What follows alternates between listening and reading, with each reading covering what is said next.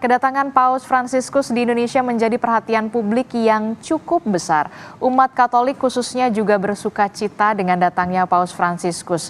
Paus Fransiskus pun membawa pesan kedamaian dalam kunjungan apostolik kali ini. Dan hari ini saudara, Paus Fransiskus akan meninggalkan Indonesia untuk melanjutkan lawatannya. Di studio sudah hadir bersama kita dalam Breaking News Kompas TV ada jurnalis senior Budiman Tanurejo. Selamat pagi Mas BDM. Pagi. Ya. Kemudian juga ada rohaniwan Romo Justinus Sulistiadi. Selamat pagi Romo. Selamat pagi. Ya, senang sekali bisa bertemu kembali dengan Mas BDM dan juga Romo Sulis. Ini cukup menarik ya, karena ini merupakan kunjungan Paus Fransiskus yang pertama kalinya negara Indonesia menjadi tujuan pertama selama kunjungan Asia Pasifik.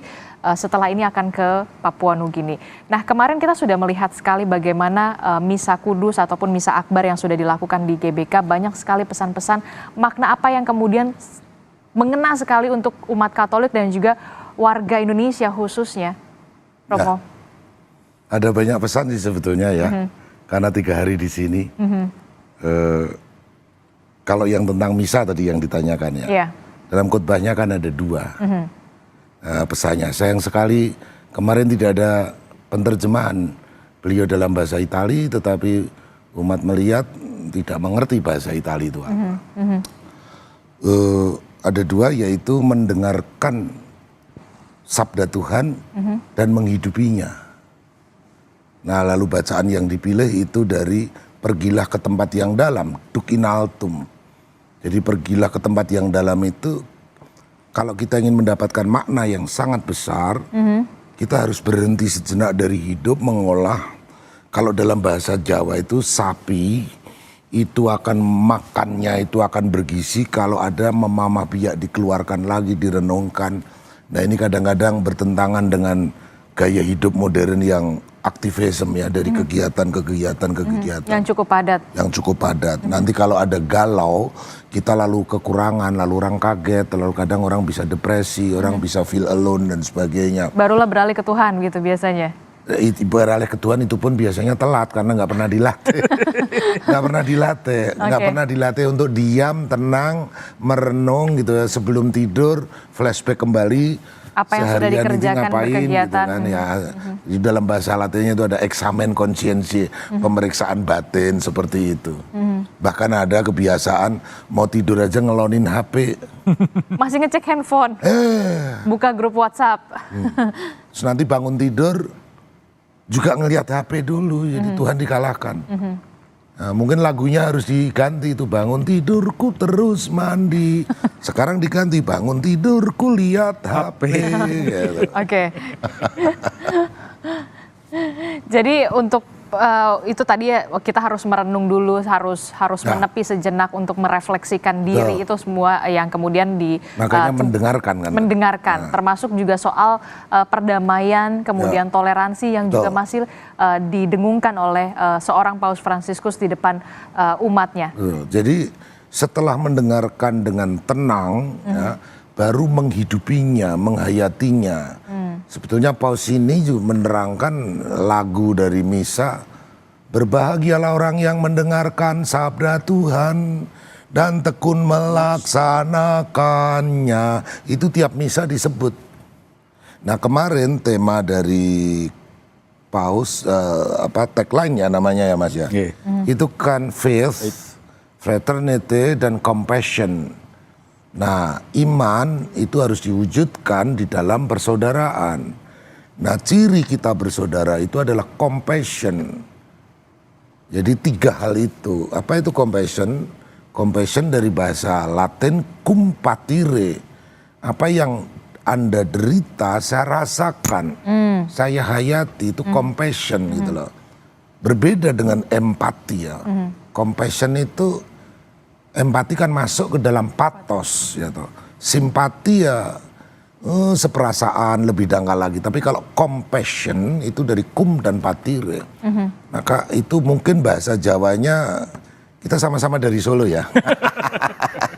Itu barangkali tepos seliro ya Tepos menurut seliro. saya. Bila rasa tepos seliro begitu. Oke, dan inilah yang kemudian terus didengungkan oleh Paus Fransiskus di depan umat Katolik juga, bagaimana kita bisa merefleksikan diri dalam ketenangan, termasuk juga misi perdamaian, toleransi, saling menghargai antar sesama manusia, tidak membeda-bedakan keyakinan begitu. Betul, ya. Saya ke Mas BDM. Mas BDM sebagai jurnalis senior, bagaimana Anda mengcapture dengan dari awal pertama seorang Paus Fransiskus ini tiba di Indonesia sampai dengan hari ini? Iya gini, kalau dilihat kan Paus akan 70 jam ya berada di Indonesia sampai beliau nanti terbang ke Port Moresby. Seperti Romo Sulis katakan, banyak sekali pesan yang disampaikan, ya, baik pesan keteladanan, baik pesan kemajemukan, baik pesan toleransi, baik pesan kemiskinan, baik pesan social justice, ya, itu kan beliau selalu ungkapkan dalam berbagai kesempatan. Ya.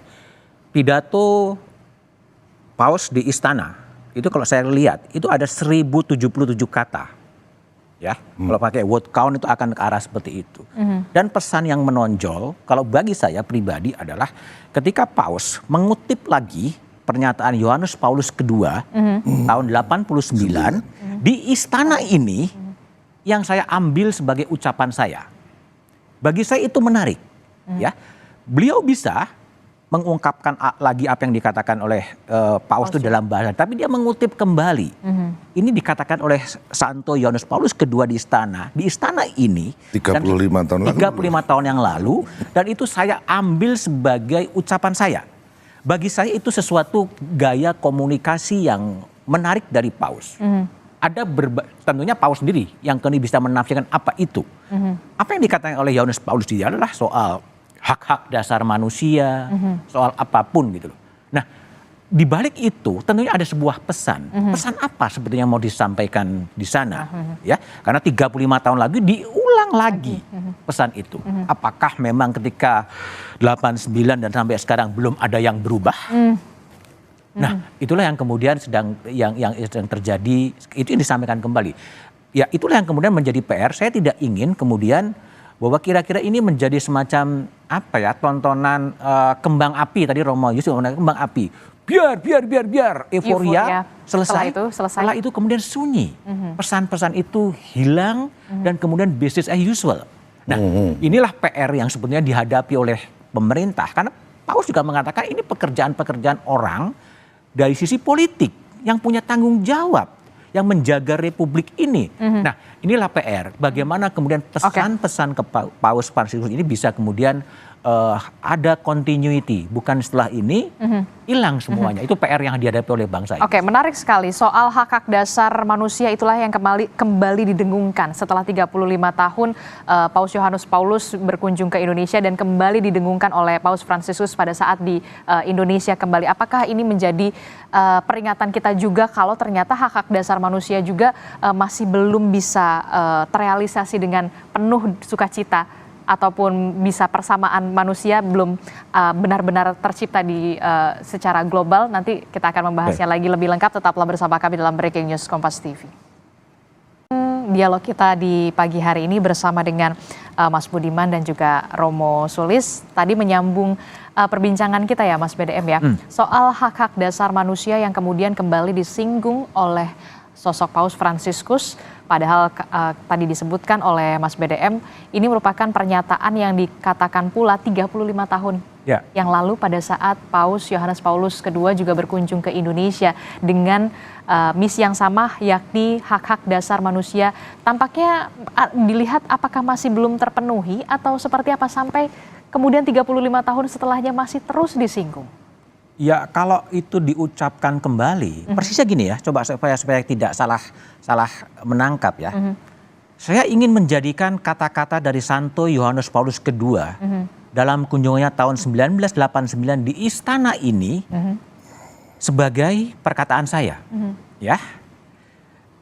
Di antara lain, hal-hal lain beliau berkata, dengan mengakui kehadiran keanekaragaman yang sah dan menghargai hak-hak manusia dan politik dari semua warga, dan dengan mendorong pertumbuhan persatuan nasional berdasarkan toleransi dan sikap saling menghargai terhadap orang lain.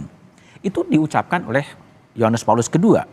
Nah, kemudian dikatakan lagi, jika terkadang di masa lalu prinsip-prinsip tersebut tidak selalu diterapkan, namun prinsip-prinsip ini tetaplah berlaku dan dipercaya. Ibarat mercusuar yang menyinari jalan yang ditempuh dan yang memperingatkan tentang kesalahan-kesalahan amat berbahaya yang harus dihindari. Artinya pesannya clear. Ya, 35 tahun yang lalu, Santo Yohanes Paulus II di istana mengungkapkan soal itu, dan kemudian dilihat situasinya belum banyak berubah. Dan kemudian Paus kembali mengingatkannya. Inilah yang saya katakan besar tadi. Bagaimana agar ini tidak menjadi kembang api, biar semuanya senang dan lain sebagainya. Setelah itu kehidupan menjadi business as usual. Nah, inilah pekerjaan rumah yang harus kemudian disuarakan terus. Bagaimana agar suara-suara ini, pikiran soal Laudato Si, soal lingkungan hidup, soal ekonomi Fransisco, banyak sekali pikiran harus digunakan menjadi pisau analisis untuk mengkoreksi apa yang sebenarnya tidak tepat untuk bonum comune, untuk masyarakat baik. Itu sebenarnya PR. Karena saya khawatir yang menjadi kecemasan setelah beliau pergi ke Port Moresby, ke Dili, ke Singapura, di Indonesia akan business as usual lagi. Ya. Inilah yang kemudian harus terus didengungkan, jangan sampai ini hanya sebatas 3 hari ini saja. Iya. Dalam praktek-praktek kebijakan, bagaimana pengambilan kebijakan publik itu bisa diatur betul agar tidak ada orang yang termarginalisasi, ya. Soal ketimpangan yang jadi sorotan, ya bagaimana mau diatasi ini semua gitu loh. Nah, kira-kira tafsir saya sebagai seorang wartawan adalah banyak sekali kunjungan-kunjungan kepala negara, ya setelah itu kemudian selesai.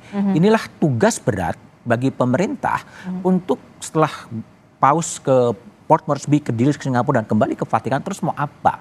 Nah, inilah PR gitu. Yang bisa terjadi adalah ribut lagi dalam negeri, apalah sebaik. Itu yang menjadi pekerjaan rumah agar ini punya makna yang lebih mendalam. Jadi jangan cuma istilahnya kita euforia sejenak 3 hari, setelah itu ya seperti biasa lagi begitu. Perlu ada apa yang selanjutnya harus dilakukan oleh pemerintah, termasuk soal tadi Anda mengatakan soal kebijakan publik yang memang harus pro rakyat ya. Oh iya, itu kan kata kunci dari Paus, mungkin tidak banyak disinggung ya soal ekonomi Fransisco. Bagaimana pandangan-pandangan ekonomi dari Paus Fransisco yang sangat menolak kapitalisme, bahkan dia menyebutkan ekonomi yang seperti karena ekonomi yang membunuh sebetulnya, yang memberhalakan uang.